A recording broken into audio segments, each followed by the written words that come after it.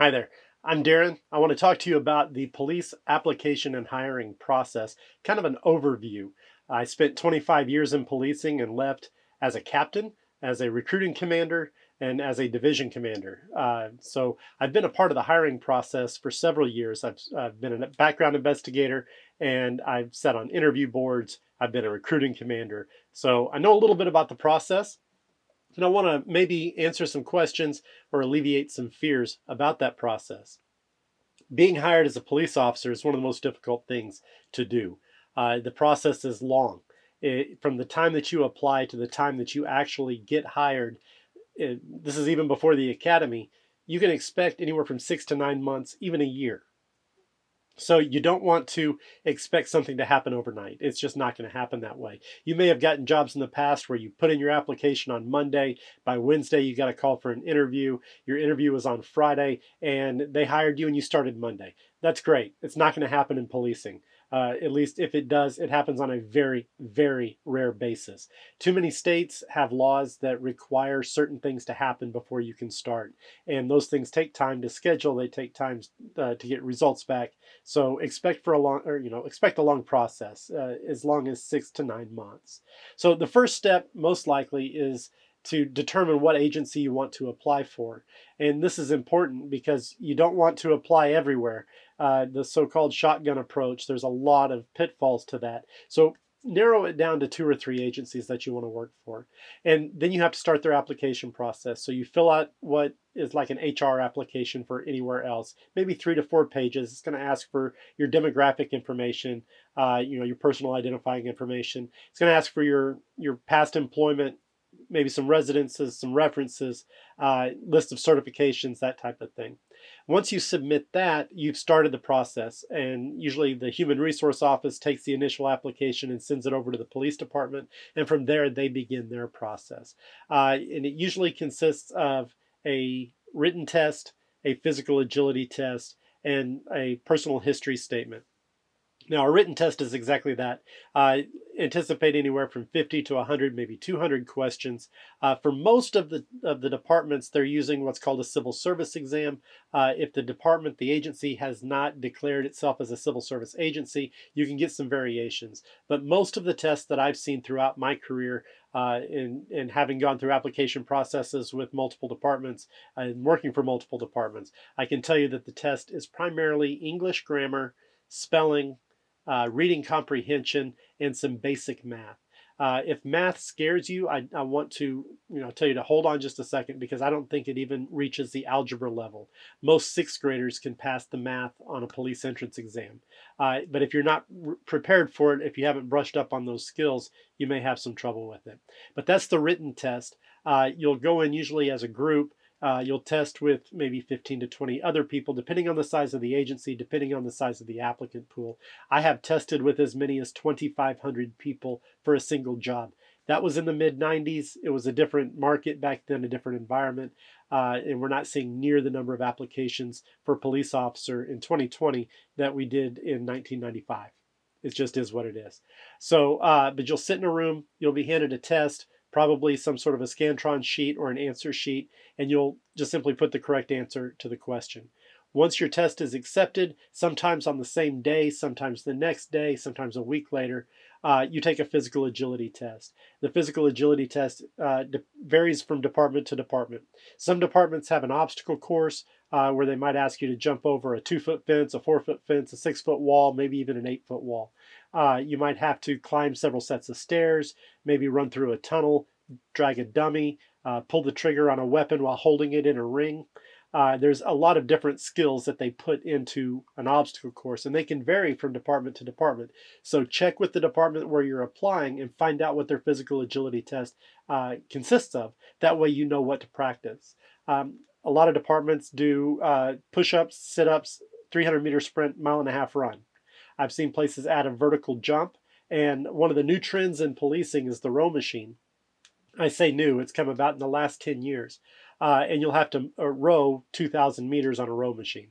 And that's something that you can practice at home. You can, if you have a row machine at home. If not, they're relatively inexpensive for a cheap one. It's something that you can do, or maybe your gym has one. So you take your physical agility test. It's usually something along the lines of 25 push-ups in a minute, and then 30 sit-ups in a minute or 20 sit-ups in a minute.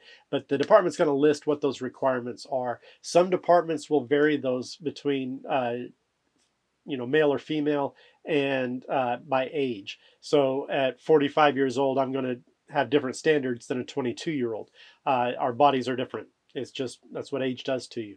So you can look for those standards and what those requirements are on that department's website, and know going in. That way you know what to be prepared for. And if you haven't, start working out now, because it's going to be important to be able to pass that test when that day comes.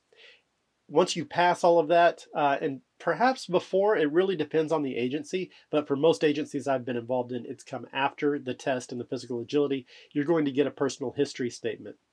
That personal history statement is from 20 to 40 pages of questions about your life. They're going to ask you a lot of the same information that's on your application, and yes, you have to enter it twice. Part of that is comparing the two documents to make sure you put all the information on both of them, because if you left something out, you're probably going to get disqualified. They're going to ask for your jobs all the way back probably to when you were 16 years old. So if you had a job at 16 flipping burgers at McDonald's, you're probably going to have to put that down. So start doing the research ahead of time on what information, the name of the restaurant or the store or the business, the address, the phone number, who your supervisor was, and your dates of employment. That's key. Know all of that information going in. You also need the same thing for your residences all the way back to the time that you became an adult.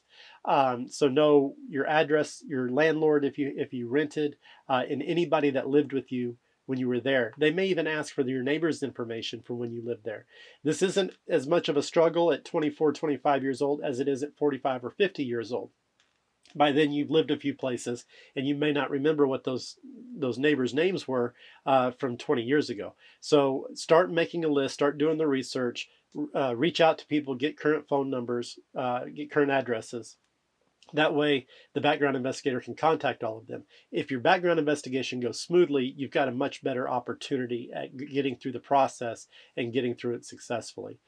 So you complete all of this information. It asks for other information like personal declarations. So know when you've gotten tickets in the past, when you've had crashes in the past, if you've ever been arrested, what was the date, what was it for, what was the disposition, any civil judgments or civil action, whether you've sued somebody or somebody has sued you, you're going to have to list that. Military service, you're going to need all of your military service.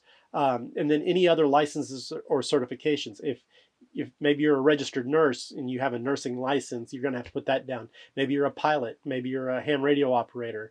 Whatever that license is, you need to be able to list that, because the department needs to know about it, needs to make sure that you're in good standing. Everything is about checking your truthfulness. And so the number one key to this whole thing is be truthful. So you finish your personal history statement, you get it submitted. You're probably going to get called in for a polygraph examination. And with the polygraph examination, they'll have a series of 6 to 10 questions that they will ask you, usually from your personal history statement, to make sure that you're being truthful. You'll have some control questions. They'll ask you something as simple as, is your name? And then they'll give you either your name or someone else's name, and you answer yes or no. And you're hooked up to the instrument when this happens. And that has a tube that goes around your chest. It's got a one on your finger, a blood pressure monitor. There's a lot of different sensors that the polygraph instrument actually is measuring.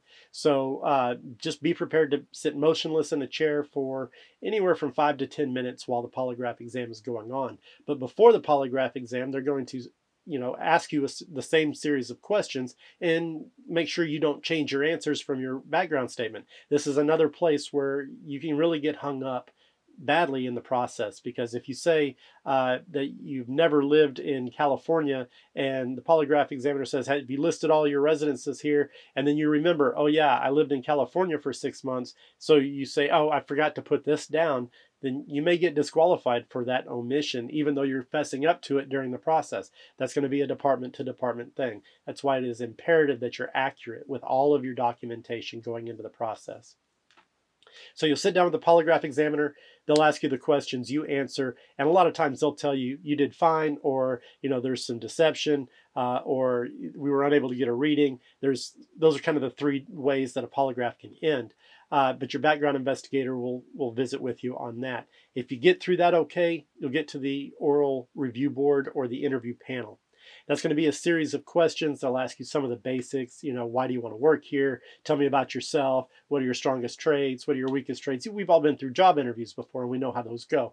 So, but then they may get into scenario questions. If you've never been a police officer, that might be difficult, but just answer it the best that you can.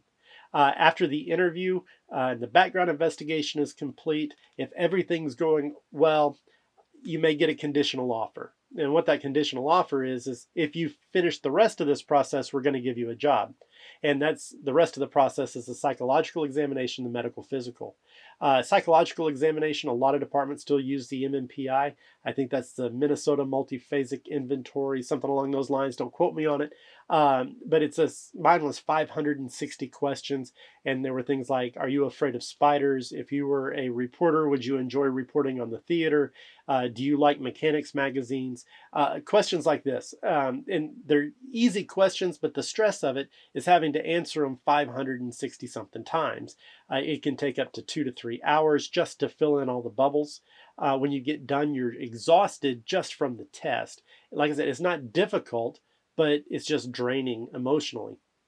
Immediately after, you sit in a room with a psychologist, and he's going to ask, or she is going to ask you some questions, and you just answer the questions.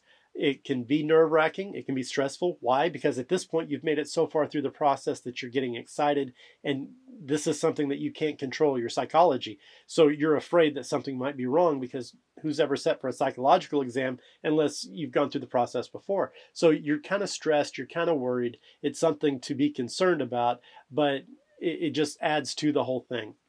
But if you just go in there and you relax and you answer the questions and just be yourself, everything should work out fine.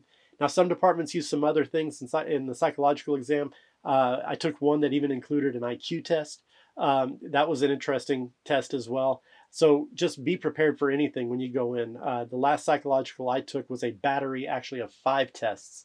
And I was there for a couple, 3 hours. And luckily the big multi-phase inventory that I took, kind of like the MMPI, was only about 300 questions instead of 560. So it helps out. But just get through that process and you'll be fine. The medical physical, you can't control either. It's a vision test, a hearing test. Reach down, touch your toes. They're going to check probably a drug test like your urine test. They'll listen to your heart, listen to your lungs, make sure that there's no underlying medical issue that might prevent you from being hired as a police officer. If everything comes back with that, maybe an interview with the chief, and you're off to the academy. It is, like I said, a long process. It can take up to 6 to 9 months. But once you get through it and you're hired and they give you an academy start date or whatever the process is, it is one of the most exhilarating feelings in the world, knowing that you're going to be one of America's finest, to be sworn in to be a police officer and to serve the country by helping others and protecting others. So if you're thinking about getting involved, it's a great it's a great way to get involved. It's a great way to serve your community. I host a website called getonpatrol.com, and there you can find resources to help you get hired. It's relatively new as of May 1st, 2020. So check it out. It's going to grow.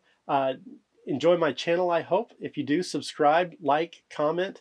I want to put out more videos, some tips and tricks for each step of the process along the way, and do what I can to help others become police officers. That's what this channel is going to be about. This is the first video for my channel, so thanks for tuning in. I hope you enjoy it. If you did, like it, share it, subscribe, comment, and I want to engage with you. And let me know what you want to see in future videos. I've got 25 years of police experience that I want to share to make others feel more comfortable going through the hiring process, going through the academy process, the field training process, the promotional process. Once again, I promoted all the way up to captain, so I've been through all of those processes. I know how they work. They are department specific, but they pretty much have a common thread. And so I can help out in a lot of different ways. So like, comment, subscribe. Once again, I'm Darren for getonpatrol.com. Thank you so very much for tuning in, and I'll talk to you next time.